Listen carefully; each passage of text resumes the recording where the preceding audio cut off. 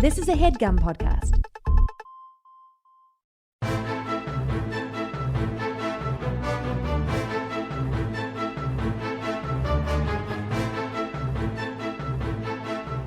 Hello and welcome to the Complete Guide to Everything, a podcast about everything. I am one of your hosts, Tom. And I'm Tim. Tim, how are you doing this week? Tom, I'm doing all right. I'm eyeing your dog right now. She's getting very close to the recording equipment. Last week, during a recording session, she turned down the microphones and all hell broke loose. Yeah, she's hissing, too. She does that when she's mad. I don't know why she's mad. I think she's mad at this whole endeavor. She's had enough.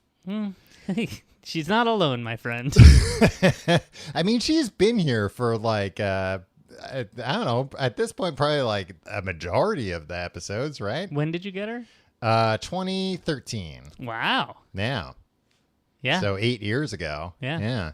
I mean, we haven't always recorded in my home, but a lot of it we have. Man, a lucky dog. A first person or first dog view at history in the making. Ginger, get away from the equipment. Jesus. She's dragging her bed into the equipment. And it's like, and you know, the equipment, you're making it sound like we have like a rack of monitors and all kinds of stuff. We have like one pretty small thing, does not take up very much room, but yet, Tim, can you put the blanket on top of her? That's what she's trying to do. Yeah. Well, maybe if you were a little bit easier at understanding her, we wouldn't have all this. See, now she's fine. She's under the blanket. I'm here to cater to a dog, Tom. I came here to have some real cool, entertaining conversation with you.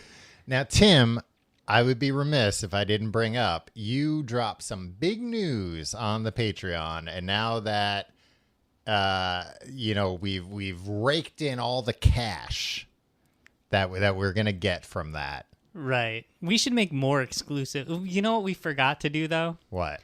Tell anybody that there was going to be an exclusive announcement on Patreon. Right. Oh, so maybe we should just say that. And now, no. Tell people what your announcement is. It's not. Tim's having a baby. I'll tell him. Yeah. I'm not going to announce something like it affects anybody who doesn't know me. Yeah, I guess it doesn't affect anybody. Hello, everybody. Prepare. Yeah, get ready. There's going to be a baby in the house that I live in. Yeah, so the episode's coming soon. You have a lot of crying in them, a lot of goos and gaws. I think my wife will be very happy to have me out of the house for an hour. Yeah, especially if you take the baby to come record. I don't think she would like that. Ginger will take care of the baby. Ginger will take care of the baby? Ginger's taking care of so many puppies, Tim. She could take care of one human baby. Yeah. But I do have a slight quibble, Tim. I noticed, as I mentioned, you brought this up on the Patreon. Mm-hmm. You dropped the news finally, because I've been having to bite my tongue. Yeah. Well, why? I don't know, because I didn't want to be the one that announced it. I guess I was in this episode, though. Yeah, and remember, we had I told you, if you're going to talk about this, please don't be weird. Yeah. Okay. I know, and I was about to say something weird, and I didn't. Yeah. No, I know, and that's why I just wanted to remind you. You're just reminding me. Yeah. Okay, well, I wanted to say this, though, Tim. Congratulations. Thank you. We're very excited. Well, it's along those lines. On the Patreon comments, a lot of people congratulated you. Not one congratulations for me. For becoming a guy that knows a guy with a kid? I mean, come on. It's just like you got all these congratulations. Double digits of congratulations on there. And not one person could say, hey, also, congratulations, Tom. For what exactly? For being friends with a guy having a baby. I mean... I assume I'm going to be the godfather. In as much as... Okay. I assume any child you have, if something unfortunately happens to you and your wife, you would want me to raise it. Sure. I mean, I'm sure you have to talk to your wife about it, but just get her official okay. But yeah, exactly. Of course, I right. couldn't And think of of course nobody else. it would Yeah, but feel the same. let's just get her sign off just to make sure. Yeah, just make sure we're all on the same Yeah. page. But yeah, okay, fine. Yeah. Do you plan on? Oh, here's a question. Mm-hmm. Do you think you'll be Uncle Tom? Well, I mean, Uncle Tom has connotations to it. Uncle Tommy. Yeah. Or would you rather be? Because Uncle, like, you're not the kid's uncle. Right. What about Mr. Tom? Well, I don't want to be Mr. Tom. Why not Mr. Tom? Because that sounds like if your kid's like at school one day and they're like, oh yeah, my parents had their friends over the other night, Laura and Mr. Tom. No, Mr. Tom and Miss Laura, or Ma'am and Mr. Tom. Well, Tim, look, I've told you multiple times, you can't raise this kid like Webster, no matter how you don't This have. kid is going to be raised as as Webster. Well, you better get a dumbwaiter installed ASAP.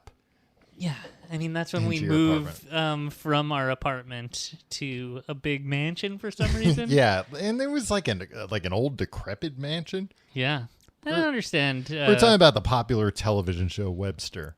Yeah, probably 1985 to 1989. Probably. Probably somewhere around there. Yeah. Good show, Emmanuel Lewis. Oh, was it a good show? I mean, or were we just kids and it was like, oh, that kid can ride a dumbwaiter up and down. That Patrick seems Ewing fun. was on an episode. All right, every kid loves the acting of Patrick Ewing. Yeah, Gregory Hines was on an episode. Gregory Hines was on like an episode of everything in the 80s. Yeah. So you've decided on the name Webster, though, at least. That would be awesome, actually. You can call him Webb for short. Or Webby. Like the awards. Yeah. Tom. Right. Hey, well, people hey, might... it's the only way I'm ever going to get a Webby. You know what I mean? Yeah. At this rate. Yeah. What? Hey, I can, what? Who do I got to pay to get a Webby around here? I've been aspiring to win a Webby. Can imagine you telling the doctor, like, what name should we put on the birth certificate? Put Webster. Say, hey, it's the only way I'm going to get a Webby. And then just somebody politely laughing, not knowing what you're talking Nobody about. would and politely being like, laugh. and then just walking away and immediately putting your baby up for adoption. They can do that sometimes, Tim. They have If you name them something and make a if joke it's a about bad the name, name, they can I just mean, Webster. Naming him Webster alone, yeah. wouldn't. Webster wouldn't be bad, Tim, because like, nobody knows what like Webster's dictionary is anymore. Kids don't, at least. I barely do. Right. It's a dictionary. So they wouldn't be teased about that. It's a boy too, if I can also say that. Yeah. Mm-hmm. I mean, I guess I've already said it. I don't know if you know yet, but I've been told it's a boy. Yeah, you've been very active looking at the sonograms, really poring over them. Yeah, I'm like, no, look right Yeah. there it is. And it's like, Tom, I know. So yeah, Webster. They might just other kids might associate that with Spider-Man. And be like, whoa, this kid's Spider-Man. Why? Because like web slinger, Yeah. The web head. The old web head. web. What do they call him? Webster Parker. Well, they don't call him Webster. But yeah. So if anybody out there wants to congratulate me about this, I'd appreciate it. Tom, are you fishing for me to congratulate you about this for some reason? No, not you, Tim. I wouldn't expect it from you, but do you expect it's your like life to change at all? Yeah, probably you'll be crankier than usual. Yeah, it will be. It's probably going to affect my life more than anyone. I don't know if that's true. Well, we should. This should be an off-air conversation, but we should bank some episodes so I'm not here cranky when I should be with my newborn child. No, Tim. People listen to this for timeliness. They Okay. want something fresh. How about this? We Uh-huh. we do some rotating co-hosts. Who are they going to be? Do we know any celebrities? Not really. No. Not A-list celebrities, at least. I mean, we can shoot. Who would be your idea? Like, hey, Tom. Mm-hmm. You've threatened it. You've talked about it a lot. Who would you replace me with? Now, to put your money where your mouth is. Ben Affleck. Get Ben Affleck here. Do you think Ben Affleck... Do you think there's any way... Uh-huh. You could get Ben Affleck to sit down with you for an hour and record a podcast episode? Like, think about, like, unlimited resources. Right. What would it take to get Ben Affleck? Kidnap and hold anyone hostage. Sure. Because I think that's what it would take. I mean, or it would just take a tremendous amount of money. Like what? Like $800, $900. Probably like $800, $900 for him to do it, Tim. I mean, if you think about how much he must make per hour making motion pictures, it's got to be way up there. Yeah, I mean, definitely low triple digits. Yeah. Nowadays, Tim, I'd have to get another chair in here for J-Lo to sit in, because the two of them, they're joined at the hip. Yeah. Nowadays, you might have to be like, can you stop rubbing lotion on this woman's posterior, please? That's Tim, what he's doing. I wouldn't ask him to do that. Yeah, That's rude. He'd walk right out. Yeah. Joined at the hips, sometimes joined at the lips, if you know what I mean. Smooching. Kissing on... Yeah. I saw a thing the other day. Two kissers living on Kissing Island. I saw a thing the other day. I guess they were in like Italy or France, one of those places.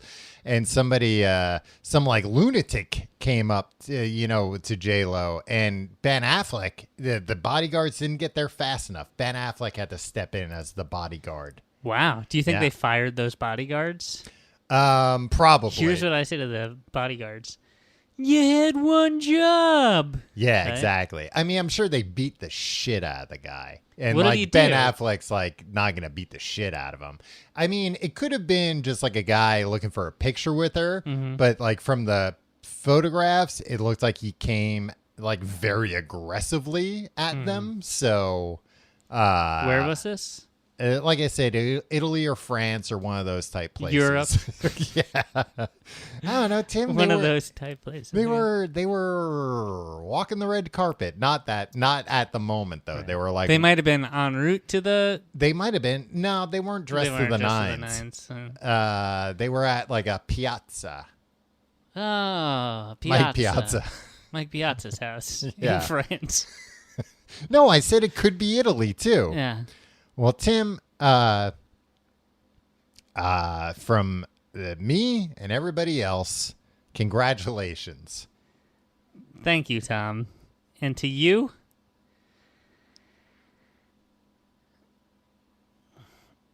we have a great show today, and I'm excited to talk about movie soundtracks with you.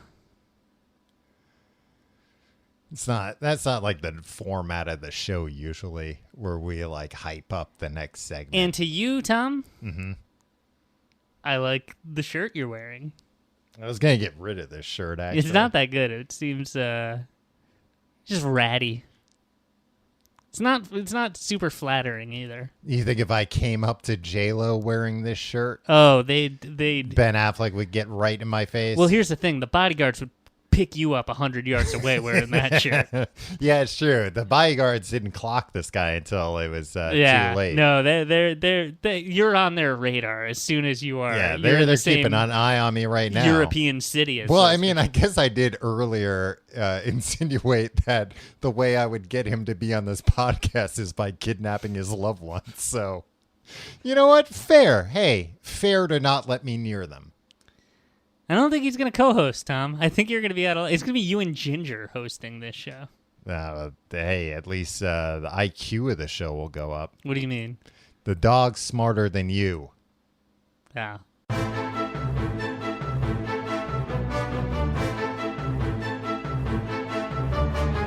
Tim, as you alluded to earlier, this week it's movie soundtrack week. Now, I'm not talking about scores. If you're here to hear Hans Zimmer or John Williams or Junkie XL, They had to call him JXL on an Elvis remix he did in the early aughts.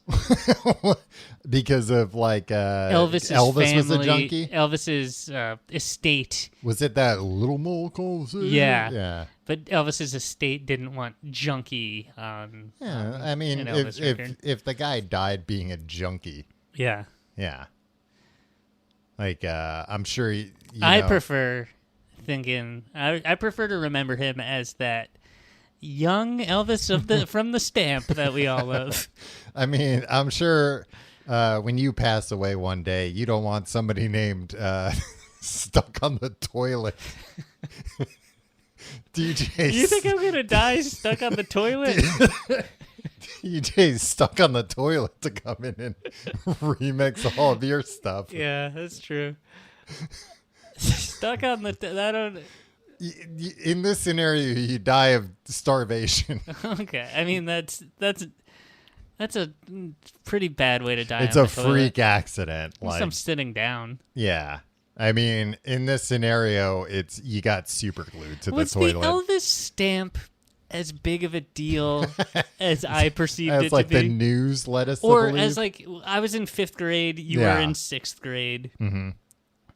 Was that just like we weren't like we weren't exposed to a lot of the news, or we just weren't interested in the general goings on? Yeah, I think like a lot of the news then, in the like early 90s was like about the economy and like crime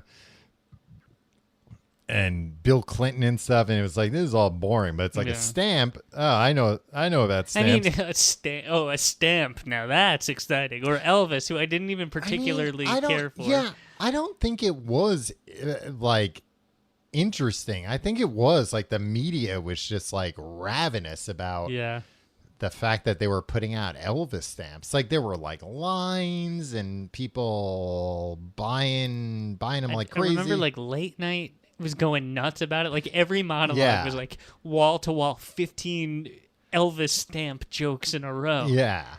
I don't know. That's also, I feel like that was around the time. It probably wasn't, but maybe it was. That like the Death of Superman comic came out. Yeah, it was. It was like around the time. Because I remember, same class, one kid came in wearing an armband, the black armband from the Death of Superman. Yeah. Another kid in my class, she came in wearing the Elvis stamp on a shirt.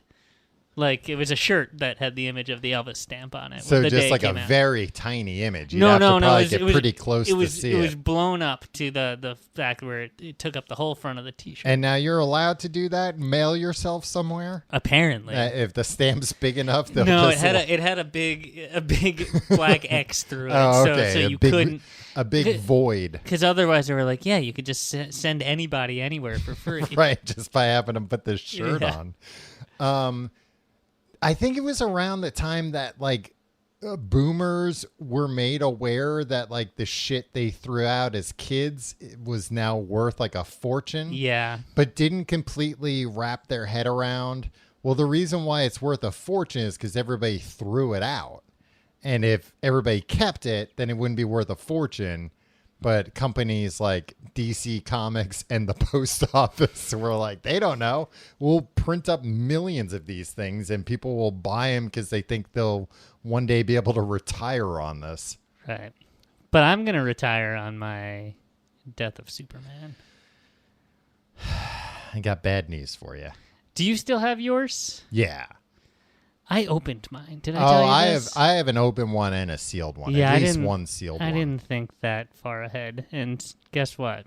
No, I mean, that was the brilliance of what they were doing because it was like, people are going to want to buy 2 of these because they're going to want to read it. They're going to want to wear that armband. And then nobody thought that like, oh, you know what I'll do? Buy a video game. Yeah. Don't open that. Don't play the video game. Keep it in its wrapping, Yeah. and that'll be worth like $10 million. Exactly, and that's why those things are worth a fortune. That's why I've started buying food. Haven't been eating it. Haven't been touching it. Haven't been opening it. Yeah, one day that's going to be worth a lot of money. The same thing's starting to happen now with iPods. Right. Like if you have an old iPod that's still in the package, that's worth a fortune. If it's a baseball card or if it's a comic book, there's nostalgic value there. These things brought me joy. Yeah. If you're like, ooh, a video game cartridge without not the actual game, like the game is, or the iPod, the MP3 player that I loaded things on. I have such an. If you're buying it for that, right? Shut up. You're the biggest loser on earth. Well, I don't know about that. Whoever's creating the market for these things being collectors. There's a whole thing about that. It seems like there's potentially a lot of fraught conflicts of interest. Oh, really? Where, at least for video games, like one of the big companies that's like doing the grading and like slabbing, where they put it in like the acrylic that is like sealed with a hologram, that they were like pumping up the value of these things and then selling what they had. So it's like, oh, I have a original Mario, which I don't know, like came with all the systems, but let's say it's worth $1.5 million. Right. I don't know the whole thing about it, but that's part of it. But you would buy an original iPod for a lot of money, right? No. If you had a lot of money? If I had a lot of money, I'd buy all kinds of dumb shit. Yeah, I'm sure. Yeah. I mean, the thing about the iPod that's a little weird to me is just because, like, I don't know, if you have like an original iPod now and you open up that box, it's not going to work. Like the battery's probably like melted and stuff. Right. Where it's like a video game, like an old Nintendo game at least, it's like, oh, if you open that and put that in a Nintendo, it's still going to work. But you wouldn't. Right. But Tom, we've gotten off track here. We're talking about movie soundtracks. Yeah. And I'm not sure if you said this, we're not talking about John Williams. No, I didn't say it. Thank you. We're not talking about Hans Zimmer. We're not talking even about Junkie XL here. Did you know sometimes he was called JXL? Yeah. Uptight estates for junkies that died on the toilet. We're not talking about Danny Elfman unless it's his work with Oingo Boingo. Right. In which case, we'll be talking all about it. Yeah. As long as it's relevant to, we're talking about songs that maybe appeared in movies, maybe were, quote, inspired by movies. You go out and buy an album, you don't want to hear classical music, you want to hear pop and rock music. Now, I was realizing as I was going through some of these that A, this doesn't happen all that much anymore. Yeah. And B, it was just such a like blatant grab at the fact that in the 90s you couldn't buy singles really. Right. It was that, and it was the age of the media conglomerate. So it was suddenly the movie studio that was putting this out also had a music arm. Yeah. And they had a bunch of artists that they wanted to promote using whatever. So if they had a big blockbuster, it's like, hey, slap that. We can throw a few big singles on here, big new songs or old ones even, and then we can also use this to like promote our like upcoming artists. Yeah, there's a reason why the Flaming Lips song "Bad Days" was on the Batman Forever soundtrack. It's because it inspired the filmmakers to make a Batman movie. Not because they were on Warner Brothers Records. No. And, Warner Brothers had just signed the Flaming Lips and were trying to bring them to a bigger audience. No, I'm sure that probably after they were like, we should put this song on, it really inspired the movie. Yeah. And somebody Joel Schumacher called us up. Yeah, and then somebody was like, oh, they're on Warner Brothers. And they're like, oh, wow, that's a weird... Clouds Taste Metallic lately. Oh, that's a weird coincidence. Yeah. I guess that will make things a little easier. Mm-hmm. And now it's also, I find, rare that you... it still happens a little bit, but that you even have like a single in a movie. movies now are all just about freaking needle drops. Where it's Right. just like, Here's a song you know. Yeah, and it will spell out exactly what's happening in the scene, probably in the lyrics or at least the song title. Right. Or like, here's a Nirvana song like you haven't heard before because somebody else is playing it. Right. I mean, that's the new Batman trailer has, I think, Come As You Are, but it's like a different artist playing Do it. those versions wind up on soundtracks these days? Are those versions released usually? Like that version usually, of Creep that was in the Social Network trailer? Yeah. Was that released? What was different about it? It was like kids singing it or something. Oh, was it? I mean, It's a famous trailer, Tom. Why don't you learn a little bit? I don't. Why don't you learn a little bit about Social Network trailers? Well, I don't from 2010? like social networks, Tim. I'm trying to cut down on how often I use them. So watching a trailer, just trying to convince me to use them more. Oh no, you Well, we'll talk about it later. Yeah, I assume so. Like, I think even when they're using like those alternate versions, it's always been my understanding that it's like, oh, that was already something somebody made, and they just like plucked it, which is why I assume like a lot of up and coming bands do that kind of stuff, because it's like, oh, we could do like a slow version of some Red Hot Chili Pepper song, like a dour version, and maybe somebody will pick that up and use it in a movie trailer. Yeah. But to answer your question, that trend must have started with Gary Jules' Mad World from Donnie Darko, right? Oh, absolutely. Yeah, I And didn't think then- about that, but that's probably the It's like, origin of that. Yeah, sad piano versions of pop and rock songs from yesteryear. Yeah. What was I? I was watching The Leftovers. Gary Jules, one of my favorite artists. It shows. I was watching. I just started watching The Leftovers, and the first season finale has one of those type songs. I forget what it is, but it's like an orchestral version of like Yeah. a '90s song. Which, like, yeah, it's fine, I guess. Like, sometimes it's a good choice, but like, yeah, I think at this point though, it's done so often that it's I don't know. I would doubt that Creep is on, because that soundtrack was Trent Reznor and Atticus Ross. Right. So I You were think, going to say Atticus Finch, or yeah, and I was like, which one's the lawyer, and which one's the musician? Southern gentleman? Now, which one represented Boo Radley?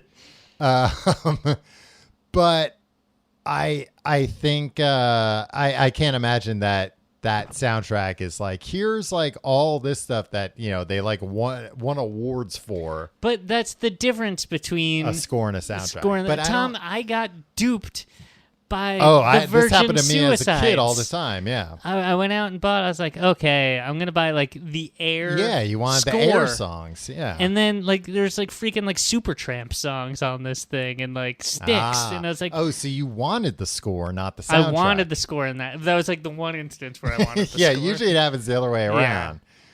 But no, because like the soundtracks of the '90s, Yeah. they were filled with like the Songs bands that had we like. nothing to do with, And it was the like movie. it was like labels who were the movie companies also like trying to promote their band. So it would be like B-sides from bands that like, yeah. and we'll get into those soundtracks later. I'm not, but like, so it's like, oh, this is the only way I could get Right. a Th- Weezer this- or Foo Fighters song. Yeah, that, this like, was the only way it was put out, at least in America. A lot of times Yeah. it was like, oh, in Europe or Japan, they put a single out with all these B-sides. But here it's going to be one song on an $18 CD that maybe, if you're lucky, it's going to have one or two other songs you like. Maybe you'll discover like one song or one band on there that's good and you start listening to. But for the most part, I've discovered some bands through. Yeah, me too. Yeah, But for the most part, it's filler. Like, it's filler, baby. yeah, it's album. It's up and coming bands that aren't so up and coming. They ain't go anywhere, and it's like this isn't. Hey, even... I wish they'd be up and going, right? Well, that's what they hey, did. Get up in a and lot go. of ways. Is what I say. To use... But a lot of times it was like they didn't even put that band's single on it. It's like here's an album track. Well, no, from some random want, band. Well, you know, they want you to buy the album. Yeah. Right? Yeah, I guess. But still, like, but they want to see. Here's the deal. I'm you not saying if it's a single that's already a hit. I'm saying if it's a band like that doesn't have any traction anywhere yet, but put their banger on there. They did that sometimes, yeah. But also more often it would be like, oh, okay, we're gonna put a U2 song that we're gonna release as a single. Yeah. On this soundtrack. Tim, are you only thinking of the Batman Forever soundtrack? I'm trying not to poison the well too much for future conversation. But yeah, I'm usually only thinking about the Batman Forever soundtrack whenever I'm talking about any music. Right. You know what I just learned about the Batman Forever soundtrack? What? I'll tease it before we start actually talking about it. Okay. You know who the producer of it was? Who? The RZA. Wow. Huh. I don't know what he had to do with it. Do you think he was like, put Seal on this? He didn't like produce the track. Yeah, I don't know. Did he just get like a list of like Warner Brothers acts and was just like them and them and them? Yeah, or maybe it was just like he was like the like delegated agent that was like, hey, can you go? You know these guys, like, can you? Or like you don't know these guys, but like if you ask them, they'll say yes. Right. And as in exchange, we'll give you producer credit. And maybe the they just wanted requisite to put his compensation name on it. Like it's all about or that too. Yeah, because then it's like, oh, this isn't bullshit. RZA's the producer. He's never lent his name to anything. Yeah, he was in the studio when all these tracks were recorded. Tom, we're getting ahead of ourselves here. Yeah. I think we need to calm down. I'm gonna go take a shower. Do you mind if I take a shower here? Yeah, that's fine.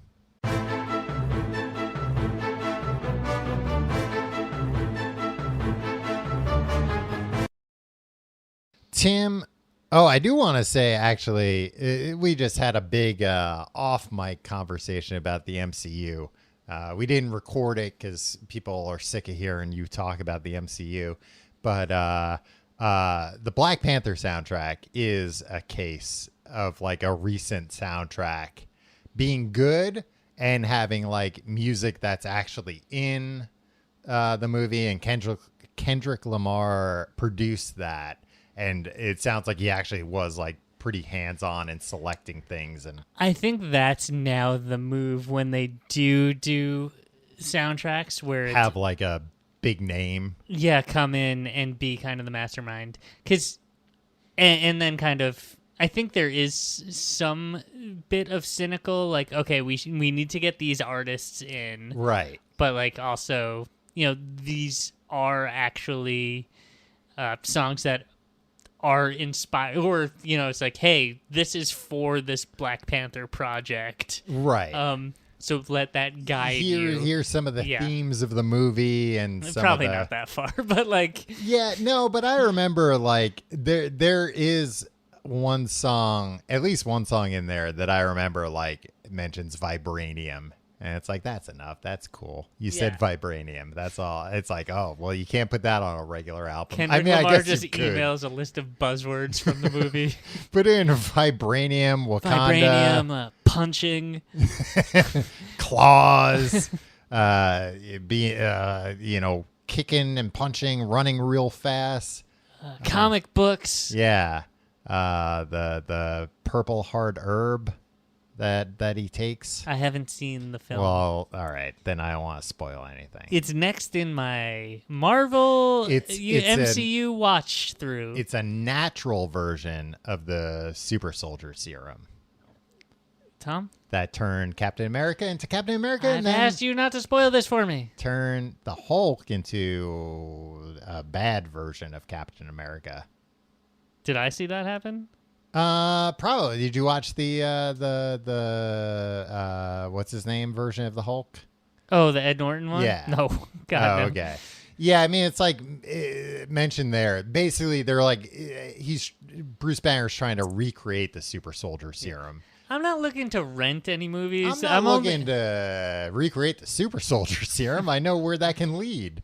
The Hulk, that version isn't on Disney Plus. Yeah, because it's like a Universal yeah, movie. so I'm not gonna go out and like spend $4.99 to rent what everybody says is a bad movie. It's not that bad.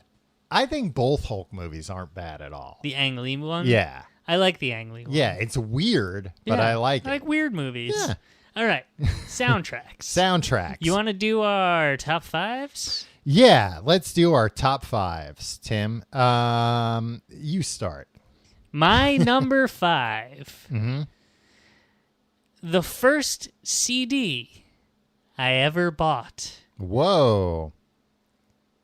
The original motion picture soundtrack to the film, to Paramount Pictures, Wayne's World. Oh, I didn't even think about that. I had that on cassette, Tim. I wasn't fortunate enough to own a CD player yet. By the time I got a CD player of my own, I had to buy Weird Al Yankovic's Greatest Hits as my first album. Weird Al Yankovic, Off the Deep End was my second. Okay, good. Tom, the hot tracks on this. Yeah. Track 1 opens up, of course, Bohemian Rhapsody. Right. By those fellas in Queen. Yep. The lads from Liverpool. And the lovable lads from Liverpool. Yeah. Yeah, and that's a good example of like at that age hearing that and being like, whoa, this song rules because Wayne and Garth like it. But being like, do I want to buy A Night at the Opera?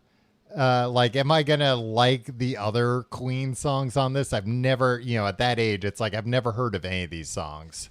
Right. Now, Tom, I'm going to go through some of the other songs, the other tracks. Just know that when I was 10 years old and bought this, I listened to very few of these tracks, actually. Like, I maybe listened through it once. I never listened to track 2, Hot and Bothered by Cinderella, or Rock Candy by Bullet Boys. Yeah, you know what? I had this album on cassette, so it was harder to skip songs. Yeah. And I still don't recognize those aren't bringing anything to my mind. Then there's Dreamweaver. Yeah, of course. That's which great. I just thought was a funny song from the movie. Like, I didn't know that was an existing song. I think I probably thought that about Bohemian Rhapsody, too. Like, these songs are funny. Like, they use funny voices in Bohemian Rhapsody and stuff. Oh, yeah, the like, falsettos and stuff. Mike Myers and Dana Carvey are comedic geniuses. They wrote these they're hilarious... pretty good musicians. Yeah. One track I did listen to a lot, Sickamicka Nico by Red Hot Chili Peppers. I don't think how did that go? And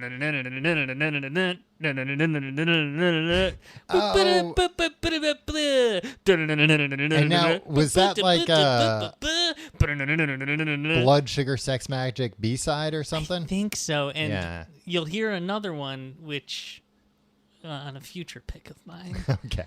Time Machine by Black Sabbath. Hey, we all love Black Sabbath. Sure. There was an extended version of the Wayne's World theme that G.E. Smith wrote with... I do remember that, yeah. It was too long. I remember being like, I don't think there were any... It was just it had like... verses. Yeah, and it was just like, yeah, and maybe monkeys will fly out of our butts. Yeah, it was just maybe, their catchphrases. Yeah, whereas like... Chicks go mental when we walk down the street. It's Wayne and Garth that they want to meet. Yeah. It's just like, no, this doesn't fit, guys. And then, Foxy Lady, which again I thought was a novelty song right. because of Garth's dance. Feed My Frankenstein. Yeah, that's a badass song. Alice Cooper, which like, is that like a real Alice Cooper song? Like, was that? Yeah, I don't know if it was necessarily like a very popular song. It was from a 1990. It was like his new song. Post-peak Alice Cooper. Rhino Bucket, Ride With Yourself. Take a long, long ride with yourself. Was Feed My Frankenstein about his penis? Hungry for Love, and it's feed-in time. Exactly.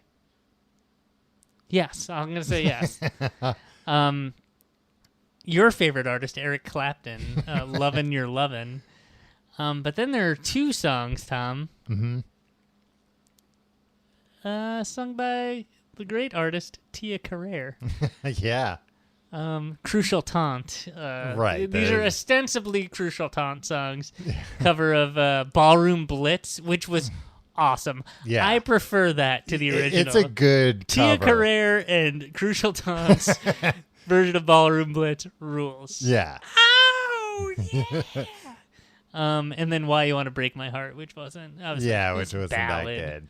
Great. Hey, 10 out of 10 soundtrack.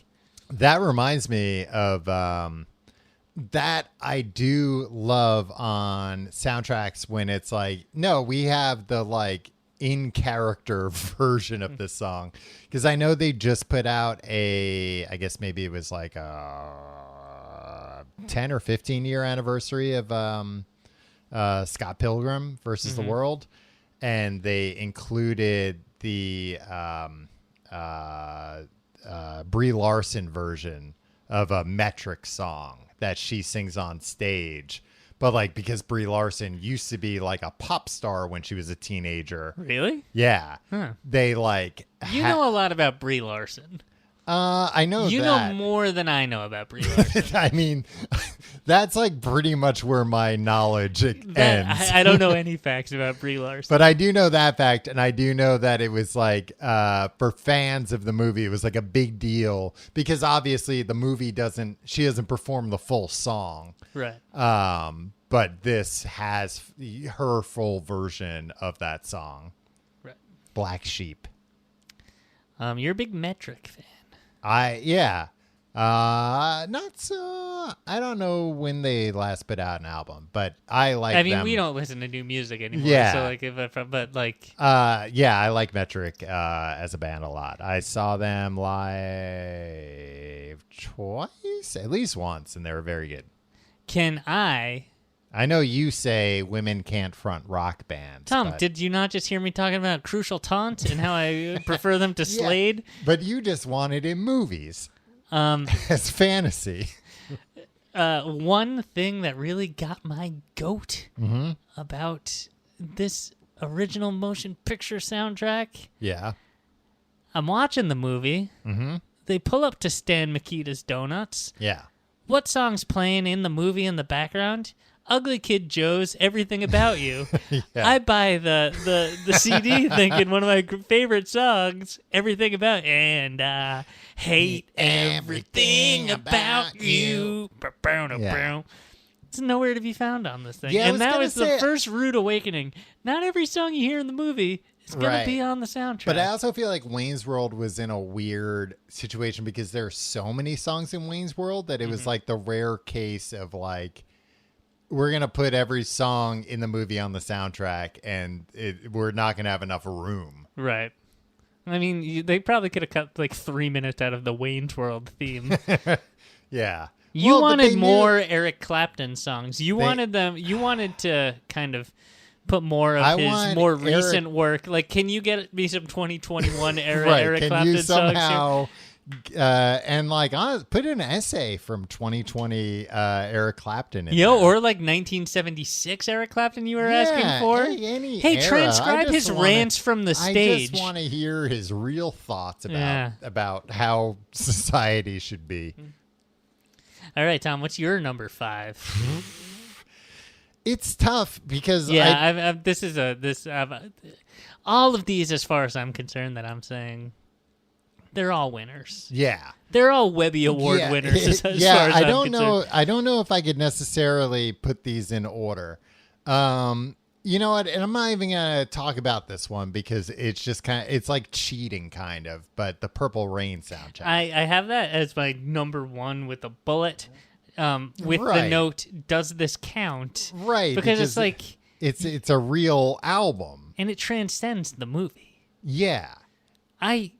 Can I confess something? What? I've never seen Purple Rain all the way through. Oh, it's good. It's a weird movie. Like it's worth watching for that. I've only seen it once all the way through. But it's one of the greatest albums of all time. Yeah. And it's a movie that like might be like that I'll get around to watching it in its proper order at some point. And it's also good because like the songs have they're like put in good context where it's like something happens to him and then it's like, we need you up on the stage. And he like immediately performs a song where it's like, wow, that really captures the feelings that he has at this moment. He was like repairing a blue computer, and then they're like, we need you on stage. He's like, what do I sing about? Oh, computer blue. Yeah, I thought it was that he had the computer blues. Maybe he couldn't fix the computer. Control Alt Delete. It didn't work. Yeah, I thought it was that, he was having trouble and that's why.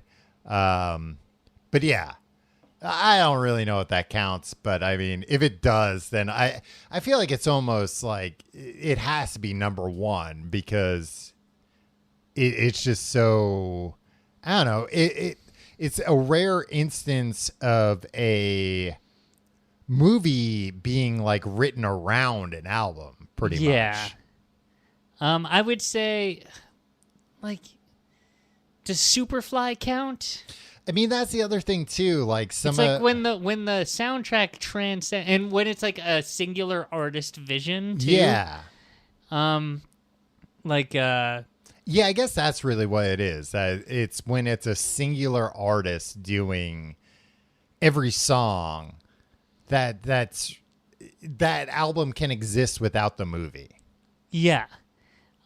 There's one more I can't. Whereas we're talking about like weird conglomerations of songs. Yeah. Kinda. Same thing with like the Graduate soundtrack, which is just like the Simon and Garfunkel album. Yeah. Essentially, we're not talking about that.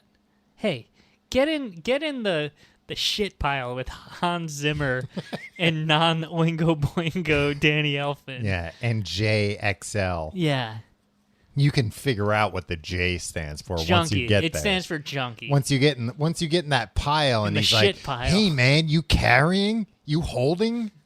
Hey, so Simon and Garfunkel, Curtis Mayfield, and Prince, get in that shit pile. We're not talking about We're lumping all you together. All right, so what's your number 5 then? You know what? I'm gonna say maybe the Romeo and Juliet soundtrack.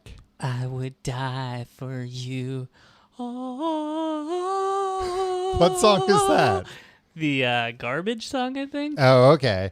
Yeah, I didn't write down all the songs, but listen to this fucking lineup.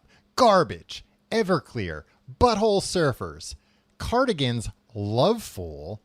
Wow, they did it. Yeah, they put the banger in there.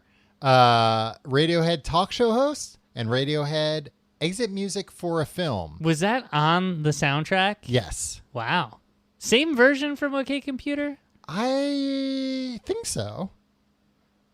And it was the exit music for a film. Are you sure that was on the actual soundtrack? I'm not sure, but it was in a listing that I read. Not what I'm seeing. Saying... there's a volume 1 and a volume 2. No, volume 2 is just... I think it might be on volume 3. You don't know shit, Tom. You're faking your way through no, this. No, it was in this. It's in the movie, though. Yeah, it's in the movie. What did we just talk about? I don't know. I saw it on some list. Was Everything About You on the soundtrack, too, by Ugly Kid Joe? Maybe in other regions where the licensing was different. Some really great songs. You forgot Angel by Gavin Friday. I mean, look, that's why I didn't put all the songs because like we were talking about, there's a lot of like, this song sucks. I have no idea who this is. And this isn't even in the movie, but they were like, look, a CD has to have 12 tracks. So, and the thing about, even if all people want is the Cardigans' Love Fool, and who could blame them? A song worth $20 on its own. Everclear had a song called Local God. I did not have this soundtrack, Tom. Yeah. I never saw this movie. This was one of the things, like, in high school, I was like, I'm not cool enough to see this movie. The Romeo and Juliet adaptation. I'm not cool enough for Shakespeare. Yeah.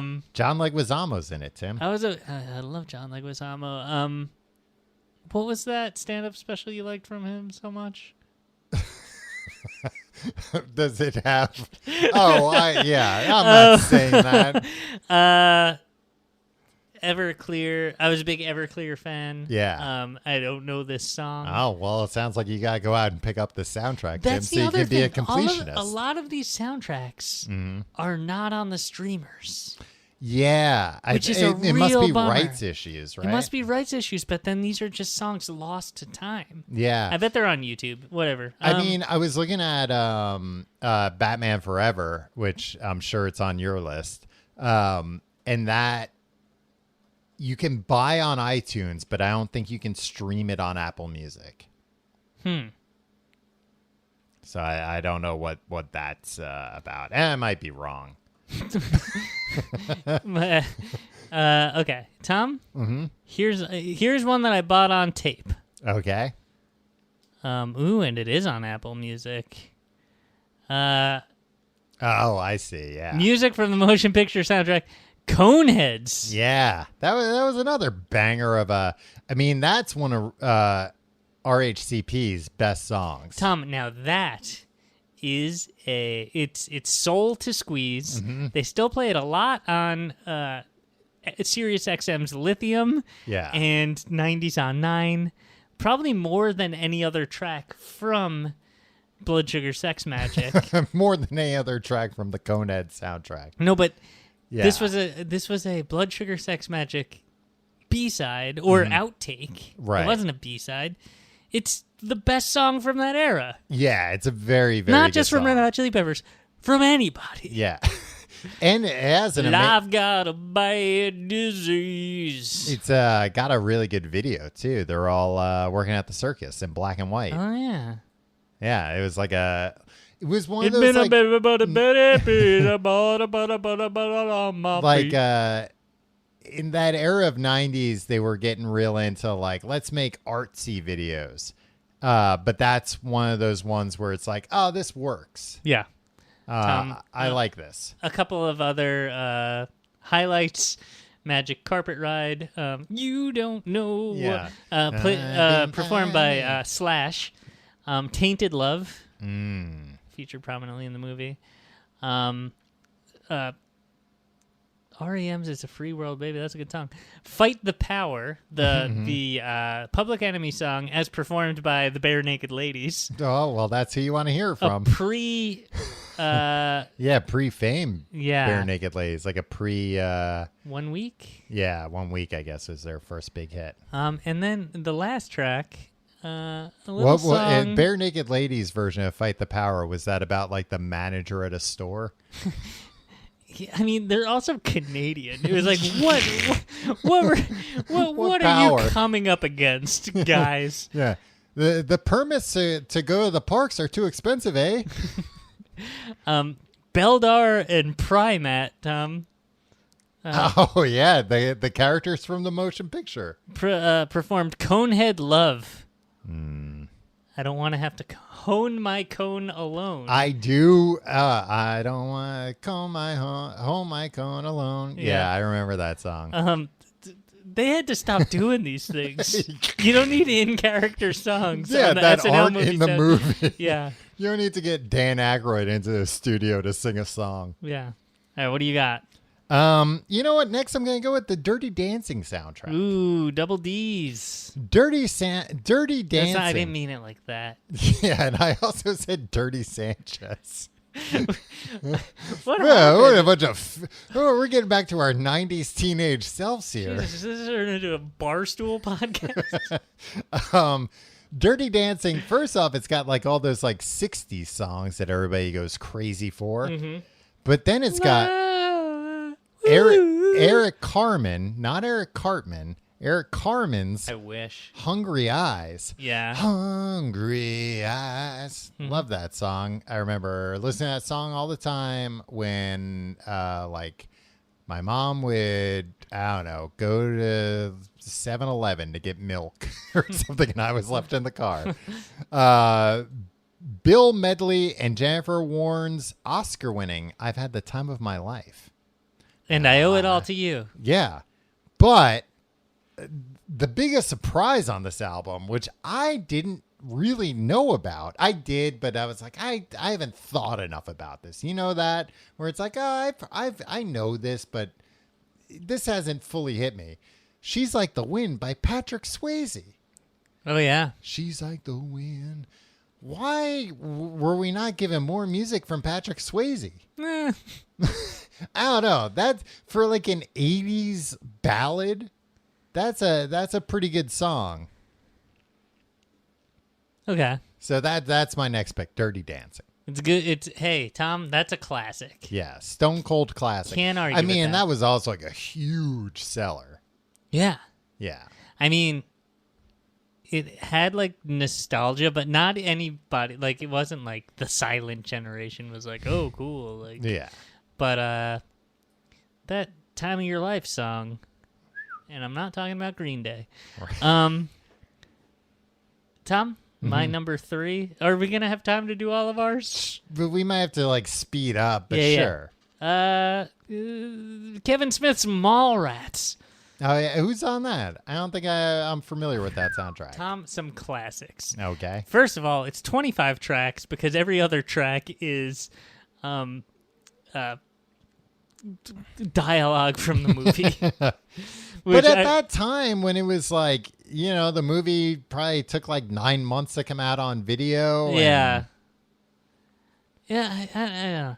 Anyway, the big song, Tom, here. Mm-hmm. What's the big word? Suzanne by Weezer. Oh, yeah. Huge. Classic. Huge Weezer B-side. That Yeah. was hard to get otherwise. And like, definitely one of the best songs that they've made, I think. Absolutely. That's a top 15. No, Yeah. that's a top 25 Weezer song, right? Yeah. Oh, easily. Because they have 25 good songs. The first 2 albums and I then the would associated say B-sides. that's like way up there for me. That's one Yeah. of my favorite Weezer songs. It's got this Silverchair song called Stoned. It's like, Mm-hmm. stoned, sitting in my bedroom spinning. And I was like, whoa, a song about Whoa. drugs. This is cool. I'll never do drugs, but this is cool. There's a Bush song on it. But there's a song from the band Girls Against Boys called Cruise Your New Baby Fly Self. It's just a good song, and I always wanted to get more into Girls Against Boys, but they didn't stock any of their records at our local really? music store, so that's all. That's always a dead end. I mean, and we had like a we were extremely lucky. We lived very close to Looney Tunes, which they're still open, right? Yeah. But like a very, very good indie music store that had tons of shit. And like, if they didn't have it, they could get it. Did you ever ask them to get it? No. I would. Eli Janney. Who is that? He was in there. Okay. You want to share it with everybody? No, he's just a guy. Okay. What am I up to? Number 3? Yeah. Number 3, you know what? I'm going to say the Judgment Night soundtrack, even though I'm not real familiar with it. You just love rap rock. Well, I just think Tim, listen to some of these mashups they had. Right. They got Mudhoney. They're like, all right, we got the rock. Who do we combine that with on the rap side? Sir Mix-a-Lot. Mudhoney and Sir Mix-a-Lot. Where else are you going to hear that? Sonic Youth and Cypress Hill. Right. And then, That was a good one. What song did they do? I don't have the songs written down. Damn it, Tim, Tom. I only have so much room here to write things down. And then Fallen by Teenage Fan Club, De La Soul, Tom Petty, and Jeff Lynne. It samples Free Fallin'. Right, I see. Yeah. But I mean, those are 4 names you never expected to see together. 2 of them you did expect to see together. They were in the Traveling Wilburys together, but the others certainly not. What was it? Onyx and Biohazard did an awesome version of Slam, maybe? Oh, is that? Oh no, they did the song Judgment Night, but they also did a version of Slam. Yeah. But like not on the soundtrack. I just remember Judgment Night, the song being real scary sounding. Yeah. I mean, it's the 2 scariest bands. Yeah. Biohazard, who is just like, I think these guys will kill you, and Onyx, who were just like, They're yelling so much. Yeah. They're telling me to let the boys be boys. Yeah. Yeah, I just remember I do remember seeing that movie. But what was the premise? It was like I think it was just like a bunch of white guys like stranded in the inner city for a night, like something like that. Yeah, I don't know. Emilio Estevez was in it. Yeah, I was led to believe that the movie was a lot more badass than it was, based on like all of the scary acts that all the scary bands they put, like the scariest metal bands with the scariest rap acts. and it was just like, this is gonna be like an action horror movie that's gonna be fucking crazy, and it kind of wasn't. I think it was like one of those movies where there's like a lot of scenes in empty warehouses where people are like, well, what are we gonna do now? Right. That was also like Emilio Estevez at his, I don't know if it was his acting prime. I don't know if he's had one. But that was when he was like at his like peak popularity, where you know he was like an A-list guy, and same thing with his brother Charlie Sheen. That was also when like Charlie Sheen was in like a ton of random movies. And then they teamed up for Men at Work, and it was legendary. Yeah, you remember that Charlie Sheen movie Arrival? I think that's what it was called. It was like, like aliens. an alien movie. Yeah, and it's such a weird movie. I don't know, like, I gotta rewatch. I rewatched like a clip from the end of it. Rewatch it. I gotta rewatch it. It's probably great. My number 2, Tom. Bought this one on CD. Tank Girl. Oh, a movie I never saw. I saw the movie. I forgot about the soundtrack because that was another like all-star soundtrack, right? Tom, I'll tell you this. It's confusing. It opens up with a song by Stomp. So this guy's just kind of like hitting brooms against cans and stuff. Yeah, it's like garbage cans smacking together. But then and you're listening to it saying, I paid $17.99 to hear this. Yeah, and then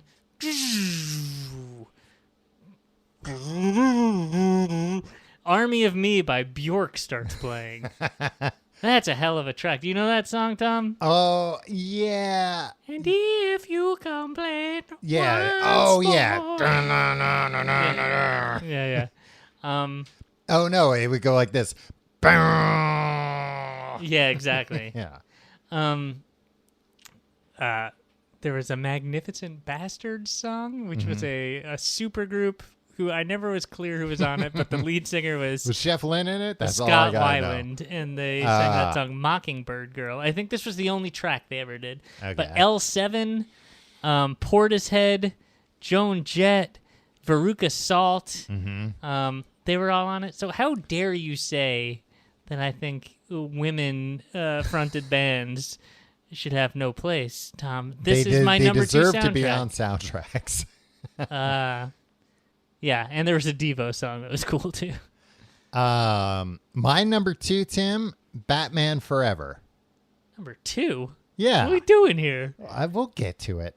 Hold Me, Thrill Me, Kiss Me. For some reason, this is credited as U2 and Bono. on was like iTunes at least. Was that fella looking to maybe go solo at some point? Or I was there a don't rift know. between the Edge and Bono? Yeah, I don't know if it was that or if it was like a royalties thing where it was like, well, if it's U2 and Bono, I'll get a quarter of that U2 money and then half of all the money. But that of course, Kiss from a Rose by Seal. Yeah, another huge hit. But like crazy other bands, PJ Harvey, Brandy, Offspring, Nick Cave, Smash It Up, Smash It Up. Do you remember that song? Yes, Method Man, Sunny Day Real Estate, and the Flaming Lips. Yeah, probably the best Flaming Lips song appears. Oh, really? I'm not familiar with that song. I gotta listen to and it. You hate your boss at your job. You know that song? Meanwhile, I'm saying this is my second favorite soundtrack, but it's just based on really the handful of songs that I know well. But I mean that album was basically a like Warner Brothers 1997 sampler, 1995 maybe. 1995. Yeah, They're just like Warner Brothers music sampler. Exactly. I mean, Kiss from a Rose alone makes that. Oh, and I think that's probably what, like, I don't know if that album went platinum, but it probably did. I think Kiss from a Rose they did put out as a single because it became, just like such a phenomenon. Tom, I got freaking news for you. It's What? 2 times platinum. Whoa. Certified. Okay, so this isn't unofficial. No, it's the Recording Industry Association of America. All right, well. The RIAA. We know them. We love them. They certified this. There's nothing we can do about it. Yeah, it's and Hold Me, Thrill Me, Kiss Me, Kill Me.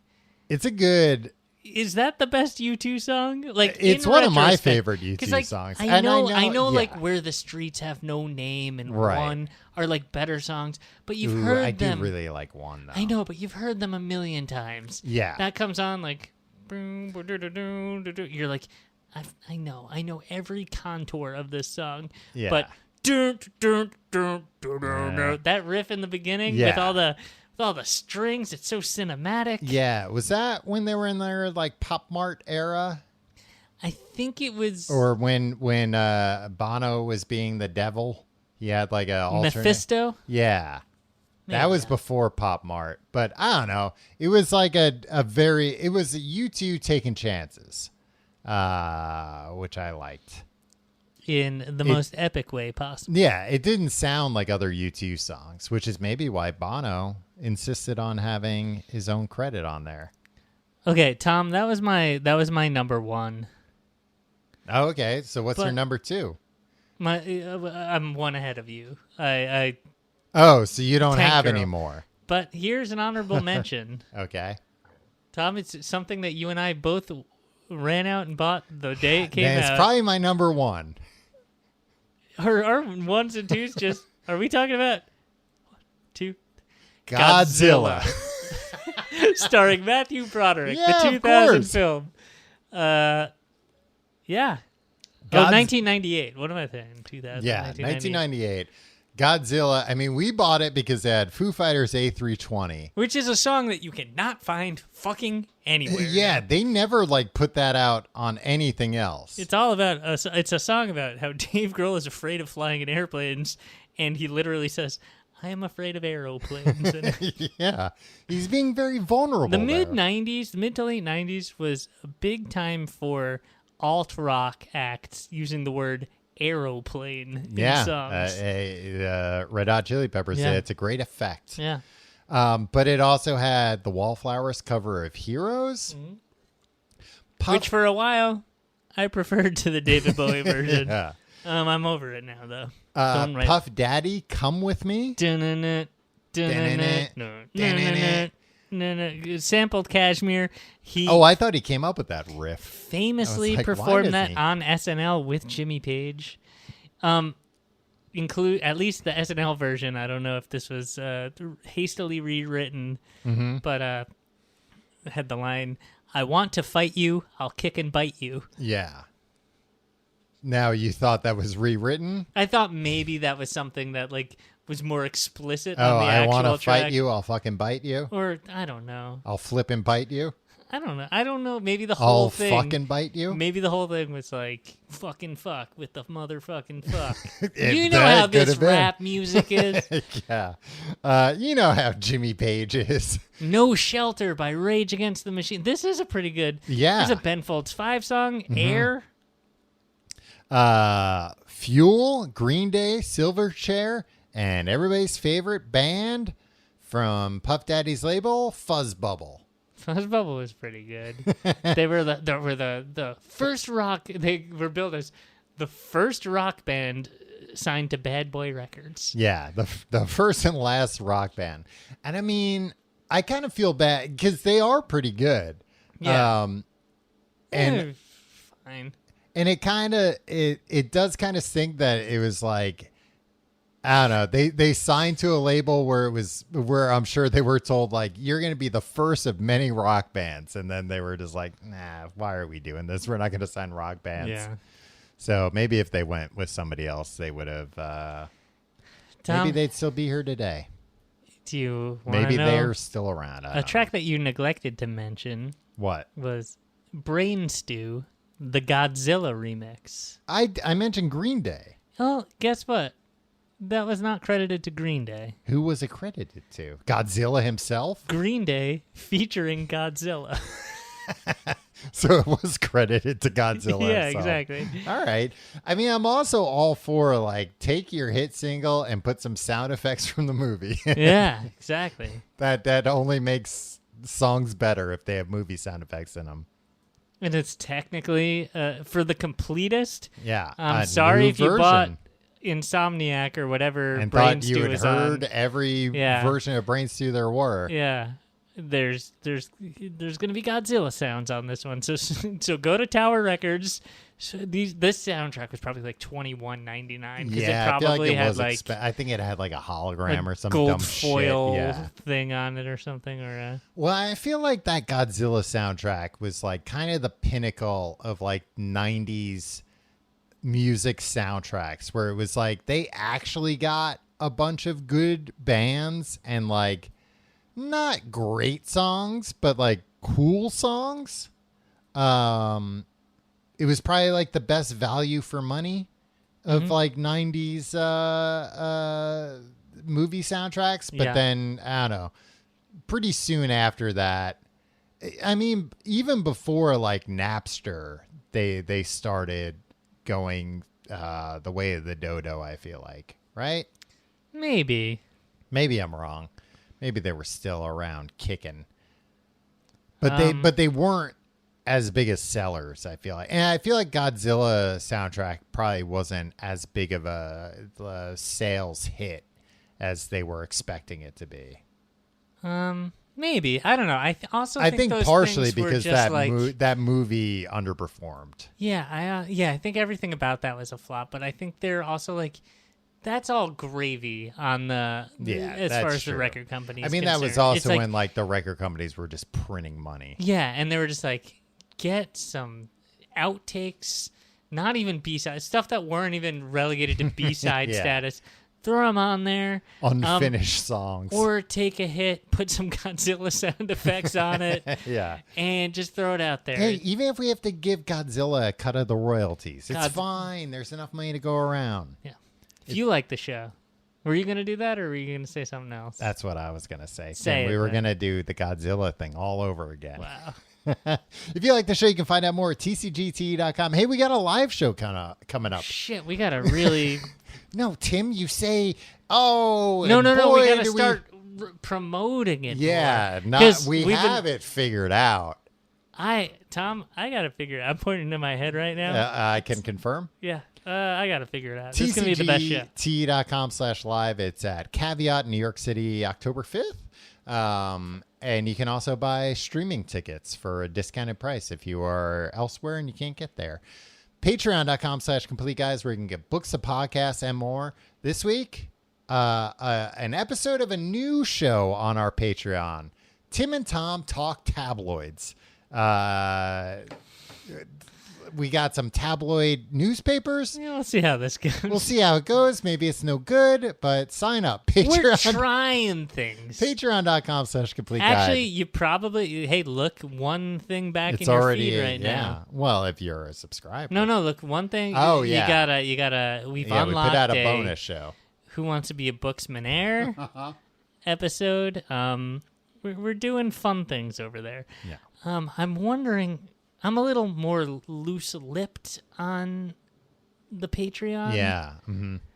I'm wondering. We put that thing out on the main feed. Yeah. Wondering if I said anything that Well- I preferred to have behind a paywall. Huh. I wonder that too.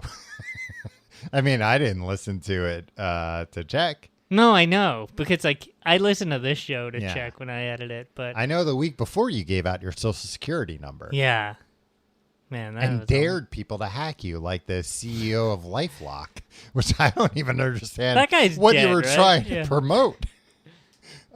No, I read a thing that apparently that guy has gotten his identity stolen like a dozen times.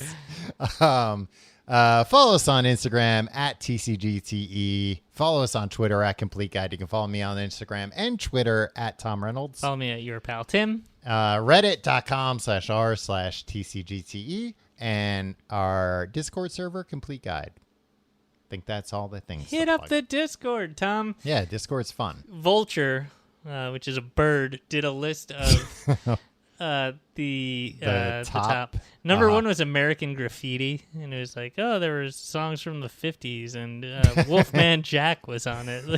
Well, Timmy, you love Wolfman Jack. I do love Shaft, but again, that's on the shit pile because Isaac Hayes, like, right. Hey, get out of here. it's What are a you trying to pull? It's a singular vision from That's a real album. Oh Brother, Where Art Thou? I like freaking that guy as much as the next guy, T-Bone Burnett. I like that guy as much as you can like a guy named T-Bone. Yeah. His production style is good. Nobody's sitting down and listening to a man of constant sorrow. Yeah, I mean that's an example of a soundtrack that's like phenomenal for the movie, but not necessarily something you're gonna like sit down. Sane person's gonna listen to in 2021. The Harder They Come. This actually should have been number one on mine. Ska and What reggae. is that? A porno movie? No, it's Jimmy Cliff. Saturday Night Fever, shit pile. That's Bee Gees. Yeah. Because it's a singular vision. Right. Pretty in Pink, Before My Time. Rushmore was a good soundtrack. Yeah, I remember that like being obscure British invasion. See, Rushmore, like, I know you don't like Wes Anderson because you think he's too cute. I like some of his stuff. He's so cute in his little tutus. His little hat while he's directing. But I will say, in the hands of a lesser director, they would have tried to go for like really well-known British invasion songs, stuff that we've heard a million times. Right. And he really went crate digging on that one. Yeah. There's something to be said for that. The Beatles, I Want to Hold Your Hand. Yeah. Kill Bill, Tom? You know what? I have Kill Bill in a category that I've included Guardians of the Galaxy and Baby Driver, where I don't like when they try and get too clever with the soundtracks. Yeah, exactly. And it's like, look, that's not... the Kill Bill movies, I think, are great. I liked Baby Driver. You said Kevin Spacey should have won an award for that, right? What were we talking about? Baby Driver? I've never seen it, Tom.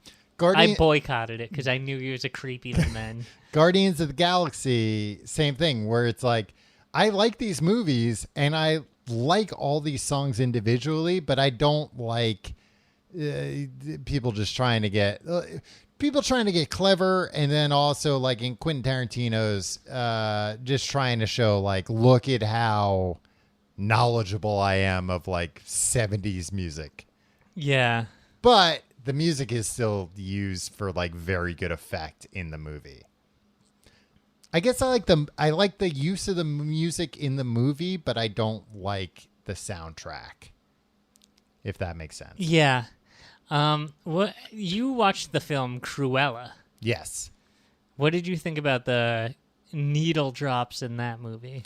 I don't really remember them now, but there was one every like 10 seconds. Yeah, I'm just not a real big fan of that. Just because it's like there have definitely been instances in movies where they do that and it's really cool, but now it's just such a thing. It's the same thing as freaking what all movies are now, where it's just like, hey, here's some recognizable shit. Here's something you know. Here's something you know. You like this. This like this releases a brain chemical. Yeah. So we're just gonna do that. Here's a character, here's a song, we're gonna marry the two, and then you're gonna freaking you're making a jerk off motion. Along with in the shit pile list, which again sounds bad, but we don't mean it that way. Spinal Tap. Yeah.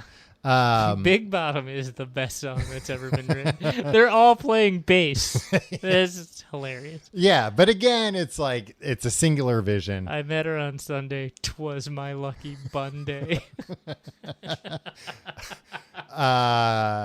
The Drive soundtrack I like a lot. Again, oh no, I was thinking of Baby Driver. Kevin Spacey isn't in that.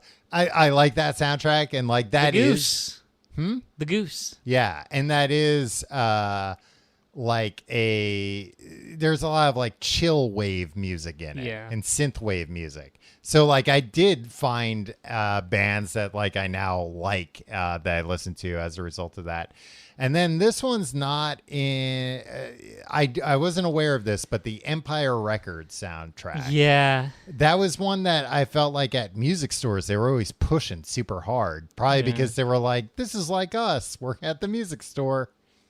Empire Records I never got into, and I should have. But I never watched it. I don't know why. I didn't watch it at the time, and I watched it later, and I know it had a like profound effect on people when they were like 15. At a formative age. And then I watched it when I was like 20, and I was like, "Oh, I'm too old for this already. Sorry, this should have watched it a couple of years ago." Well, maybe you can go back in time, do that. Then what was? If I go back in time, I'm going to invest in various cryptocurrencies, Tom. I was thinking recently about that movie Frequency. You remember that movie? Yeah, I know, yeah. And he's like, invest in Yahoo. It's like, you got to include some information about when to sell that, pal. Tom, this is the third time you've used that bit on this podcast. I want to warn anyone that has you're honing it. It's any nice. way to communicate to the past through a ham radio. Tell people when to sell if you're going to tell them stock to buy. That's all I'm saying. We'll see you next week.